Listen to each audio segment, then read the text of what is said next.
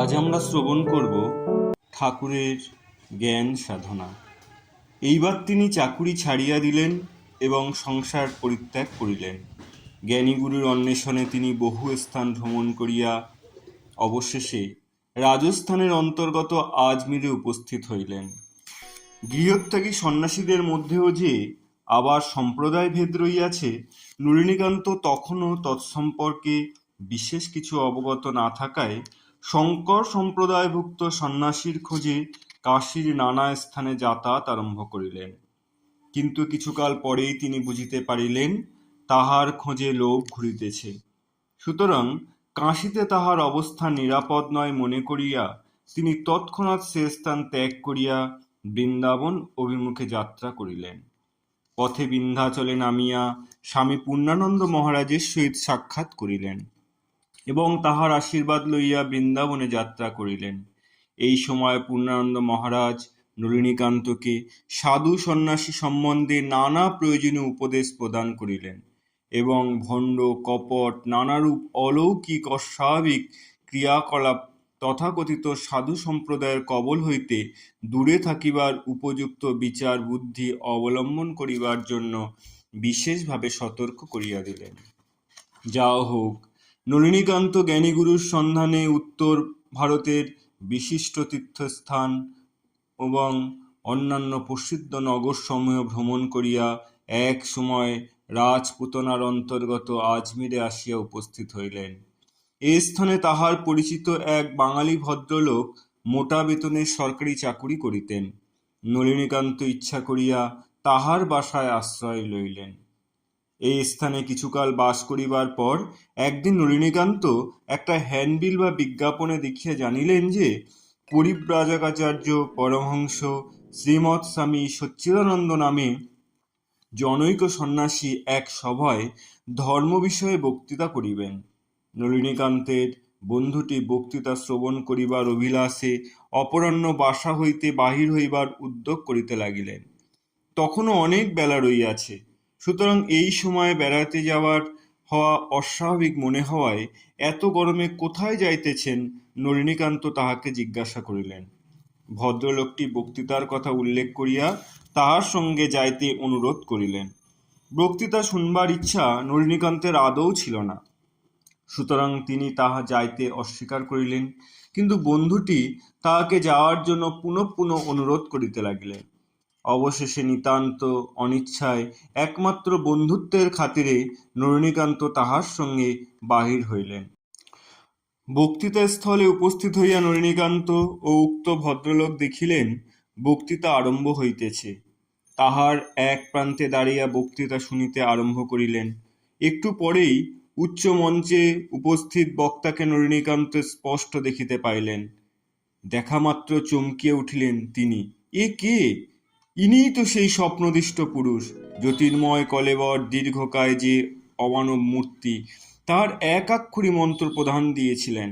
বারবার ভালো করিয়া দেখেন নলিনীকান্ত। যত দেখেন ততই নিঃসন্দেহ হন তিনিই তো বটে।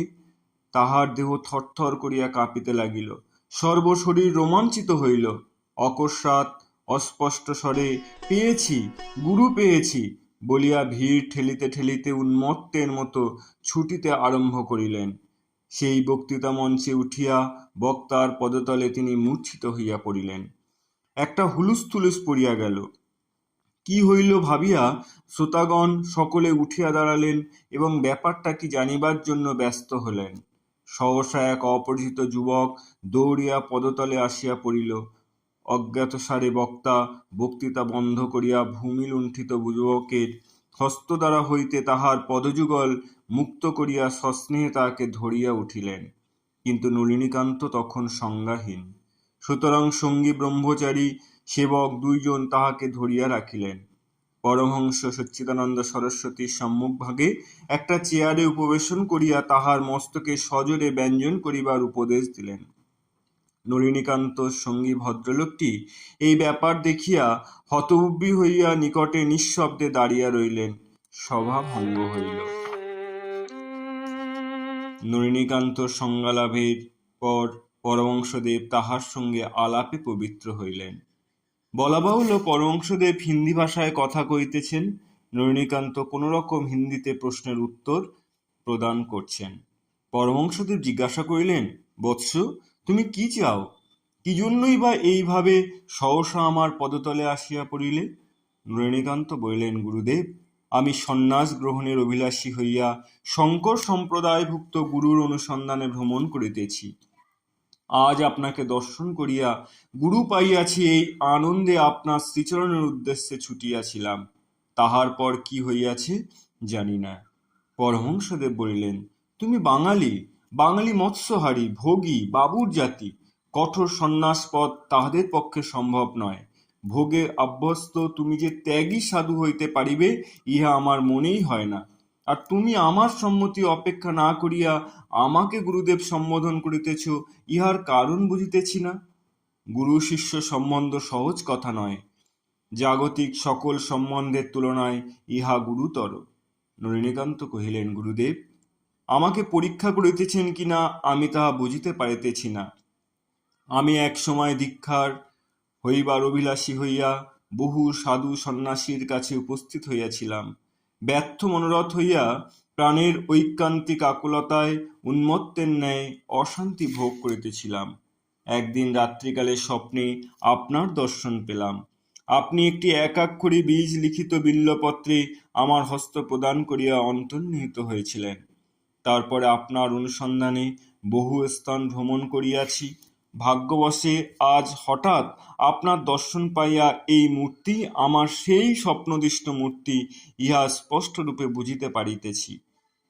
পরমহংসদেব বলিলেন, তোমার বর্ণিত অদ্ভুত কাহিনী অলিক উপন্যাসের মতো শ্রবণ মধুর হলেও কাহারও বিশ্বাসযোগ্য হইবে না।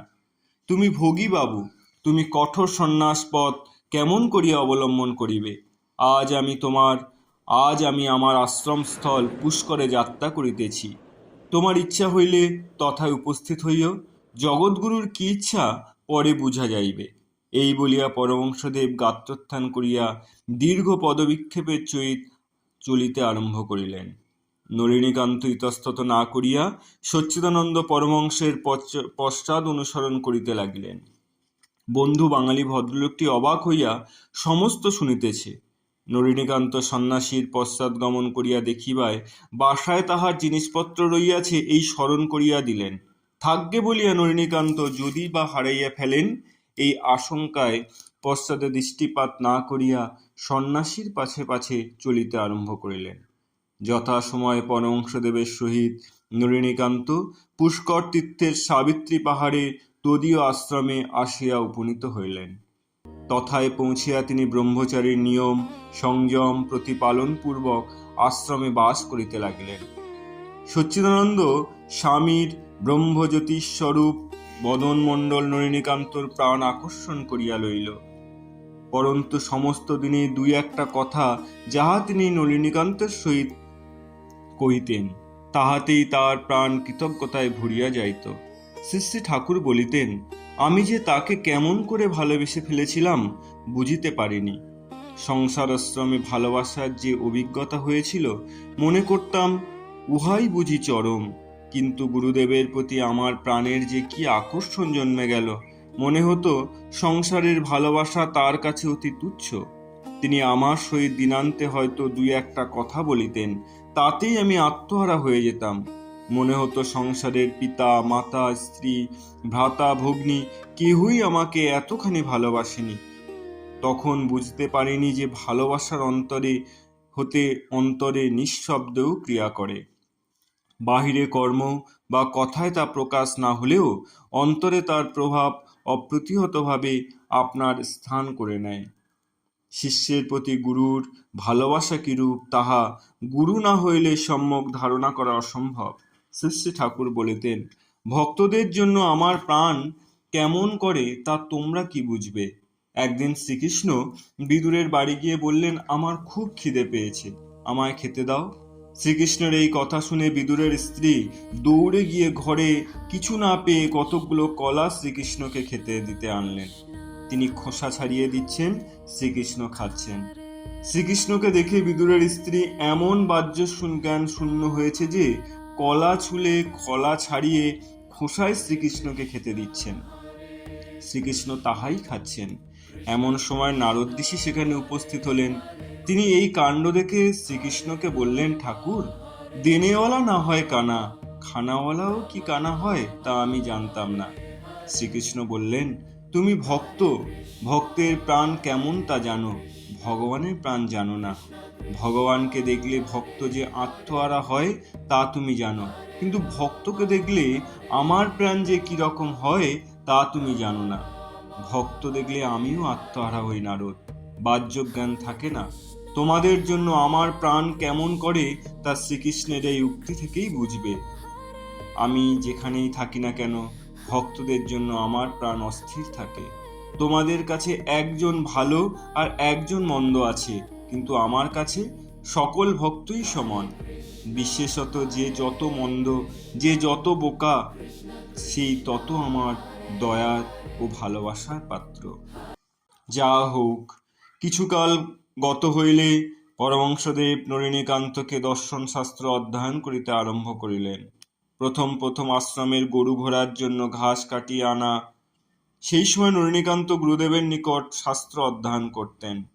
অধ্যয়নকালে তাহার মুখনিসৃত বিচারমূলক যুক্তি তর্কাদি এমন স্নেহ সঞ্চিত হইয়া নলিনীকান্তকে প্রতি প্রযুক্ত হইত যে নলিনীকান্ত শাস্ত্র উপদেশ শ্রবণ করিতে করিতে মুগ্ধ হইয়া যাইতেন, কিন্তু অন্য কর্তব্যের কার্যে কিছুমাত্র অপারদর্শিতা বা ত্রুটি দেখিতে পাইলে এইরূপ অভদ্র কদার্য ভাষায় পরমহংসদেব গালিগালাজ করিতেন যে তাহা শ্রবণ করিতে একদিন নলিনীকান্তর মনে যেমন দুঃখ সহ কষ্ট হইত, অপরদিকে ঐরূপ ব্রহ্মজ্ঞ স্নেহপরায়ণ পুরুষকে কি করিয়া এমন কদার্য ভাষা সম্ভব হয় তা ভাবিয়া বিষম হইত।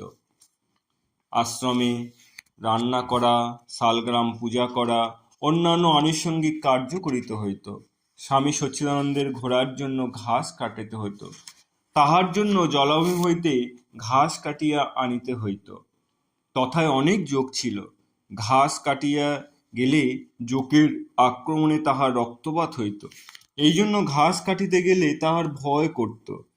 একদিন তাহার মনে হইল যে জোকের ভয়ে তাহার গুরু সেবা ঠিক ঠিক হইতেছে না। এই জন্য তিনি ইচ্ছা করিয়া কয়েকটা জোক নিজের শরীরে লাগাইয়া দিলেন। এইরূপ তাহার যোগ ভীতি দূর হইল। পরদিন হইতে স্বামী সচ্চিদানন্দর আদেশে তাহাকে আর ঘাস কাটিতে হইত না। দেহাভিমান নাশের জন্য স্বামী সচ্চিদানন্দ মধ্যে মধ্যে তাহাকে এইরূপ তুচ্ছ কাজে আদেশ দিতেন এবং কঠোর রুক্ষ ভাষায় গালি দিতেন। স্বামী সচ্চিদানন্দ মধ্যে মধ্যে বাহিরে যেতেন। ব্রহ্মচারী অবস্থায় নলিনীকান্ত গুরুর পুস্তকাদি বহন করিবার নিমিত্তে তাহার সঙ্গে সঙ্গে যাইতেন। আমি তাহার পুস্তকাদি বহনের সামান্য ভার বহন করিতেছি, আর গুরুদেব আমার জীবনের সমস্ত মুক্তি মোক্ষের ভার বহন করিতেছে। এই চিন্তা করিয়া আমার হৃদয় তাহার প্রতি কৃতজ্ঞতায় ও আনন্দে ভরিয়া যাইত। এইরূপ একবার তিনি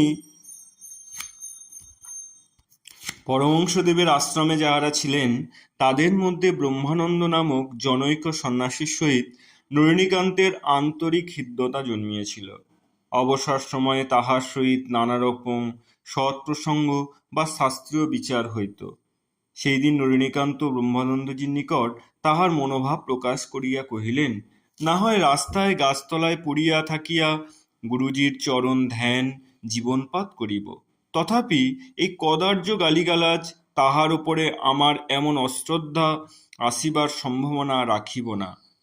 দূরে উপস্থিত থাকিলে যদি তাহার প্রতি আমার শ্রদ্ধা ভক্তির সততা রক্ষিত হয়, আমি তাহাই করিব। কাছে থাকিলে মনের ভাবান্তর আসিতে হতেই পারে। ব্রহ্মানন্দ নলিনীকান্তকে গুরুভক্তির প্রশংসা করিয়া বলিলেন, তুমি সন্ন্যাস গ্রহণের অভিলাষী হইয়া আসিয়াছ, গুরু চিরকাল গুরুই থাকিবেন। তুমি সন্ন্যাসী না হইলে তিনি তোমার গুরু, সন্ন্যাসী হইলেও তিনি তোমার গুরু, কিন্তু সন্ন্যাস গ্রহণ করিতে হইলে তোমাকে তদ্রূপ উপযুক্ততা লাভ করিতে হইবে।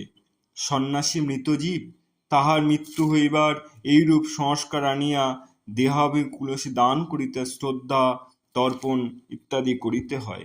অতঃপর জাগতিক কোনো ব্যাপারে তাহার চিত্তে বিকার উপস্থিত করিবে না, এইভাবে তাহাকে গঠিত করিতে হইবে।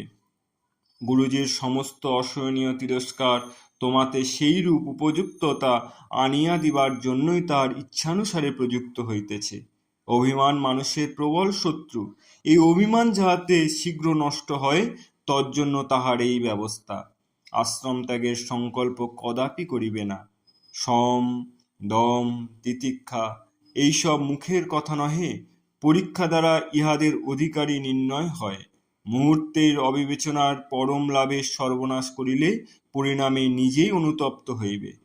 গুরুজির সমস্ত ব্যাপারে তোমার নলিনীকান্তের দেহ নাশ করিবার জন্য, যাহাতে ভিত্তি করিয়া তোমাকে সন্ন্যাস হইবে। নলিনীকান্ত বলিলেন, অকাত্য গালিগালাজ না করিয়া অন্যভাবে কি তাহা বলিতে পারা যায় না? ব্রহ্মানন্দ কহিলেন, তুমি নলিনীকান্ত, তোমার মা, তোমার ভগ্নী, এইরূপ তোমার পূর্ণ অহং বা মমত্ববোধ রইয়াছে বলিয়া তোমার মা ভগ্নীকে গালি দিয়ায় তোমায় লাগে। অন্যের মা ভগ্নীকে গালি দিলে তো তোমার লাগে না। তুমি সন্ন্যাসী হইবে, তোমার ঐরূপ মমত্ববোধ থাকিলে কিরূপে তাহা হইবে? এই সমস্তই পরীক্ষা। আর এটাই কথা, শ্রী গুরুজি ব্রহ্মজ্ঞ মহাপুরুষ। তাহাকে তাহার পূর্বাশ্রমের স্বভাব একেবারে নষ্ট হয় নাই, তাও তা নয়। পরশ পাথরে স্পর্শ করিলে সে অকাতরেই হোক আর অকারণেই হোক, সকলই সোনা হইয়া যায়, কিন্তু প্রত্যেকেই নিজ নিজ স্বতন্ত্র আকার থাকে।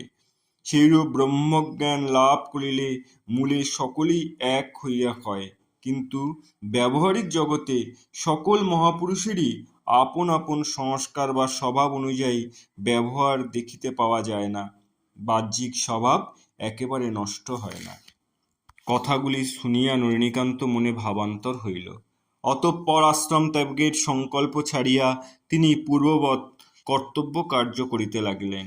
ইহার পর একদিন কাঠ কাটিতে যাইয়া কুড়ালের আঘাতে নলিনীকান্তের পা কাটিয়া ফেলিলেন। সজোরে কুড়াল পতিত হইয়ায় তাহার পায়ে গভীর ক্ষত হওয়ায় অবিদল ধারায় রক্ত গড়িয়া পড়িল। কিছুক্ষণ রক্তরোধের চেষ্টা করিয়া নলিনীকান্ত কাষ্ঠের বোঝা মস্তকে ধারণপূর্বক স্কন্ধে কুড়াল ফেলিয়া আশ্রমে প্রত্যাবর্তন করিলেন। কিন্তু সেদিন হইতে কাষ্ঠ সংগ্রহের কার্য বন্ধ করিয়া গুরুদেব তাহাকে বিগ্রহ পূজার কার্যে নিযুক্ত করিলেন। এই সময় গুরুদেবের নির্দেশ অনুসারে একটার পর একটা নলিনীকান্ত বহু শাস্ত্র বিষয়ে শাস্ত্রগ্রন্থ গুরুমুখে নিশ্চিত ব্যাখ্যা সহকারে অধ্যয়ন করিতে লাগিলেন। ধর্ম সম্বন্ধীয় জটিল তত্ত্বের মীমাংসাকল্পে শাস্ত্রীয় যুক্তি প্রমাণপত্র পুঁথি হইতে খুঁজিয়া পড়িয়া লিখিয়া পুনঃ পুনঃ আলোচনা করিয়া বিরুদ্ধ তর্ক উপস্থাপনের পূর্ণ যুক্তি দর্শন করাইয়া এক দৃষ্টান্ত আকর্ষণ করিলেন এবং প্রয়োজনীয় শ্লোক, সূত্র, ভাষ্য, টিকা, পরমহংসদেব এমন সহজ সরল কথাবার্তার মধ্যে দিয়া পুনঃ পুনঃ প্রশ্ন উত্তর ছলে শিক্ষা দিতেন যে বিষয়গুলো নলিনীকান্তের হৃদয়গত এবং কণ্ঠস্থ হইয়া গেল। ধর্ম বিষয়ের সহিত এমন কথাগুলো শাস্ত্র তাহার অধ্যয়ন করিয়া পড়িতে লাগিল। শ্রী শ্রী ঠাকুর বলিতেন, তখন বুঝতে পারিনি পরমহংসদেব কেন আমাকে এই সব শাস্ত্র পড়াতেন। তখন থেকেই আমাকে তার গদিতে বসাবার ইচ্ছা তিনি মনে মনে পোষণ করিলেন। একদিন সহসা নির্ভর করিয়া নলিনীকান্ত গুরুদেবের নিকট সন্ন্যাস প্রার্থনা করিলেন। পরমহংসদেব তাহাকে উপযুক্ত বুঝিয়া কহিলেন, সন্ন্যাস দিতে হইলে তোমার পিতামাতার সম্মতির প্রয়োজন। তাহাদের সম্মতি হইলেই তোমাকে সন্ন্যাস দেব। বলা বাহুল্য, নলিনীকান্ত অল্প বয়সেই লক্ষ্য করিয়া পরমহংসদেবের এই কথা কহিয়াছেন। নলিনীকান্ত কহিলেন, সন্ন্যাস লইতে পিতামাতার সম্মতির প্রয়োজন হইলে এই সংসারে কাহারও সন্ন্যাস লওয়া হইত না। জগৎগুরু শ্রীমৎ শঙ্করাচার্যের কৌশলে মাতার সম্মতি লইতে হইয়াছিল।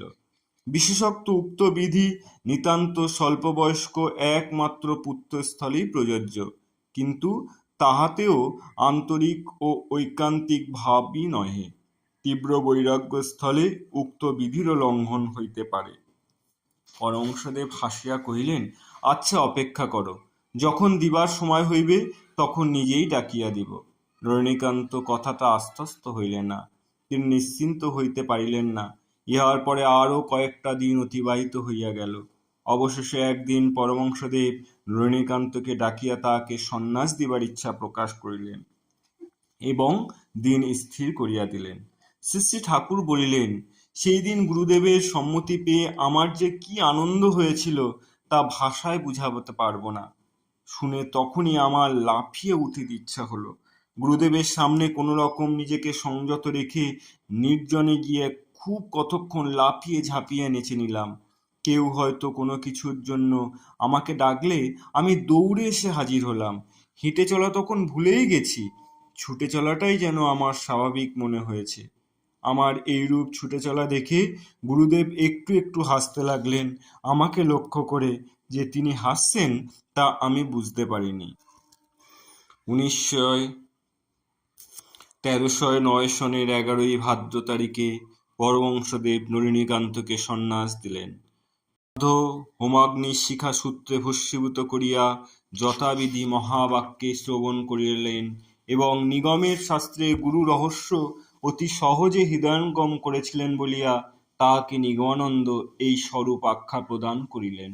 অতঃপর শাস্ত্রমতে মৃত নলিনীকান্ত চট্টোপাধ্যায় শ্রীমৎ স্বামী নিগমানন্দ সরস্বতী নামে পরিচিত হইলেন। সন্ন্যাস প্রদানের পর শাস্ত্রীয় বিধান অনুসারে সচ্চিদানন্দদেব ভিক্ষার ঝুলি সহ নিগমানন্দে ভিক্ষার্থে বাহির হইলেন। জীবনে কখনো ভিক্ষা করেন নাই এইরূপ ভদ্র সন্তানের পক্ষে, বিশেষত তাহার আত্মসম্মান বোধ বিশেষ প্রবল, তাহার পক্ষে ভিক্ষা করা কতখানি দুঃসাধ্য তাহা সহজেই অনুমেয়। প্রথম দিন ভিক্ষার ঝুলি লইয়া লোক সমাজে আসিলেন।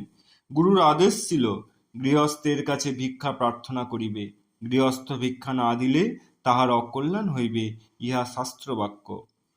সুতরাং যাহার কাছে যাহা চাইবে তাহার নিকট হইতে কিছু না পাইলে চলিয়া আসিবে না। নিগমানন্দ চিন্তা করিলেন, কি করিয়া কথাটি বলি, কি করিয়া ভিক্ষা চাইব। অনেক চিন্তা করিয়া ঠিক করিলেন, চাইতে যখন হবেই তখন সোজাসুজি বাবা কিছু ভিক্ষা দাও বলিবেন। তখনই মনে হইল, যদি সে বলে দিব না তখন কি করিব।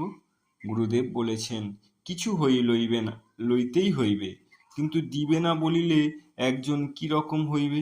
অতঃপর তিনি গুরুদেবের আদেশক্রমে পরিব্রাজক রূপে ভারতের দক্ষিণে শৃঙ্গেরি মঠ, পূর্বে পুরীর গোবর্ধন মঠ ভ্রমণ করেন।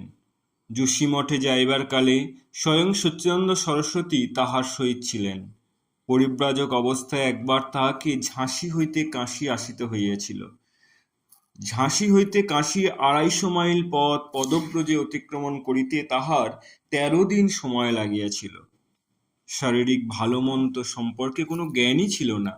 এই সময় ক্ষুধায় যন্ত্রণায় পঙ্ক খাইয়াও তার জীবনটা অতিবাহিত করতে হয়েছে। এরপর বদ্রিক আশ্রমের পথে একদিন সচ্চিদানন্দ শিষ্যসহ গৌরীমার আশ্রমে আশ্রয় লাভ করিলেন।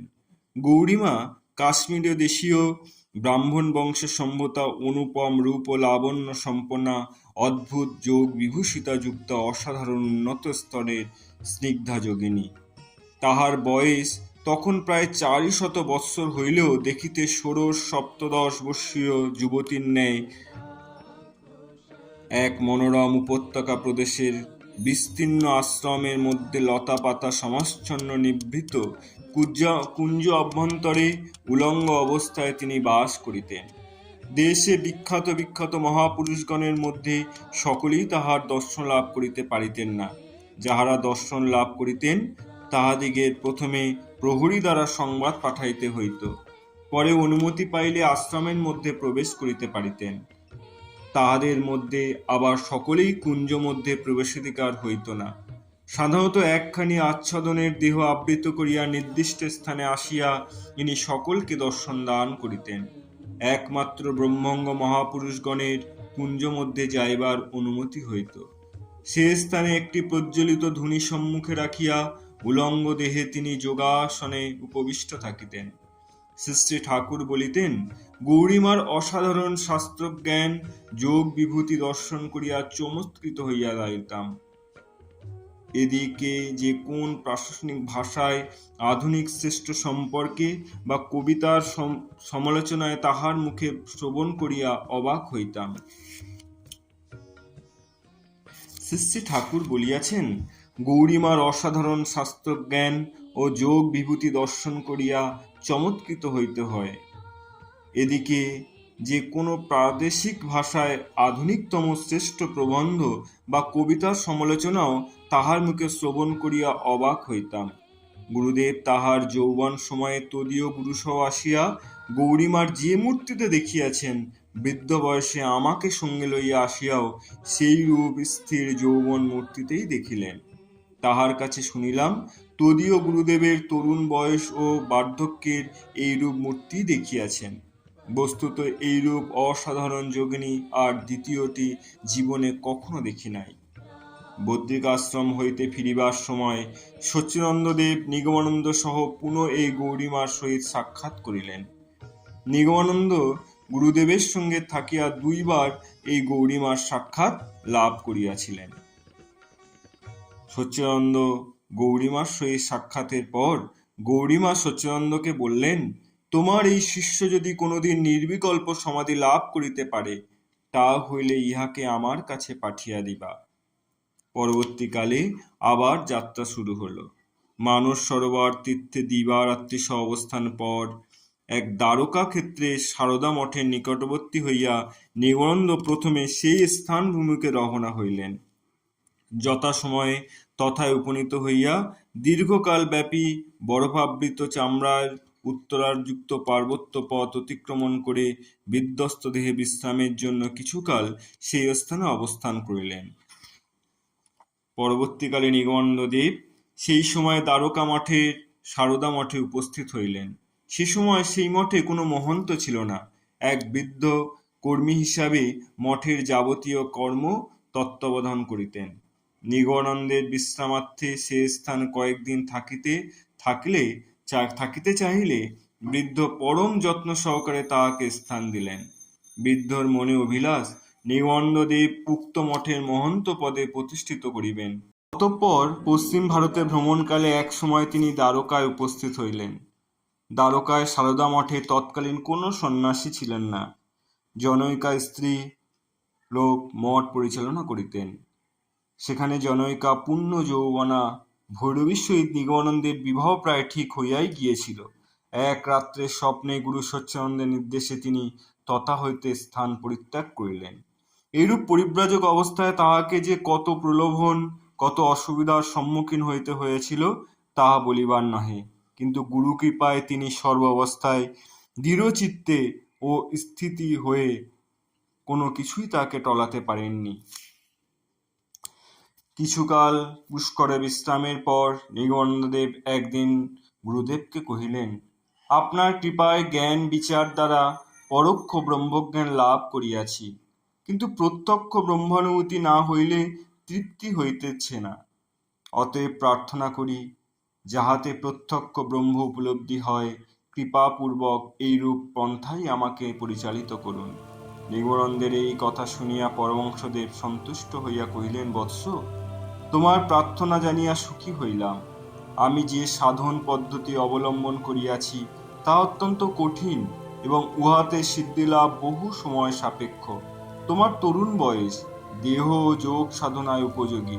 তুমি যোগ পথ অবলম্বন করো, তাহাতে তুমি সহজেই অতি অল্প সময়ে সমস্ত জ্ঞান সমাধি তৎপরে অসম্পৃক্ত জ্ঞান সমাধি লাভ করিতে পারিবে। আমি আশীর্বাদ করিতেছি, অচিরেই তুমি যোগীগুরু লাভ করিবে। অতএব কাল বিলম্ব না করিয়া যোগীগুরুর অন্বেষণে বহির্গত হও। গুরুদেবের পদবন্দনা করিয়া স্বামী নিগমানন্দ যোগীগুরুর অন্বেষণে বহির্গত হইলেন।